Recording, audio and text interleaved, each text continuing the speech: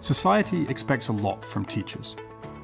We ask them to simultaneously be experts in teaching, child development, classroom management, administration, even psychology. But do we respect teachers and value them as a professional workforce? Does the school system give teachers enough room to act as real professionals? Perhaps not. Even with the enormous responsibility bestowed upon teachers, only 26% of them feel that society values their work. Couple that with frustratingly large and stressful amounts of admin, which is an issue for 1 in 2 teachers, and suddenly teaching doesn't look so attractive as a career choice. What can we do to improve things?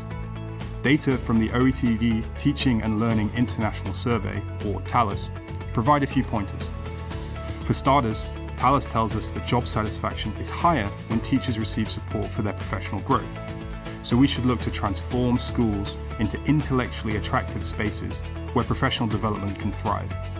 At the same time, schools could make the job of teaching more collegial by encouraging more professional collaboration among teachers.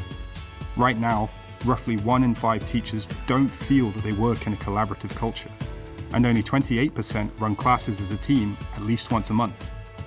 We also know that almost 3/4 of teachers who receive feedback on their work found it useful for improving their practice, suggesting that a growth mindset among teachers can help develop an ecosystem of continuous peer learning. And we could boost that ecosystem by improving appraisal systems so that teachers are recognized for their efforts. But the schools themselves need the autonomy to make the appraisal process meaningful. TALIS tells us that getting a bonus after a performance review is more likely to occur in schools that have control over teachers' salaries. Teachers should also be given a greater sense of autonomy in school. Around 90% of teachers feel that what happens in class is in their hands, but far less say they're involved in curriculum and school policy decisions. That's an area we should really improve on because teacher autonomy and innovative practices go hand in hand. Giving teachers more room to teach, learn, and adapt is the best way to reshape education for the 21st century.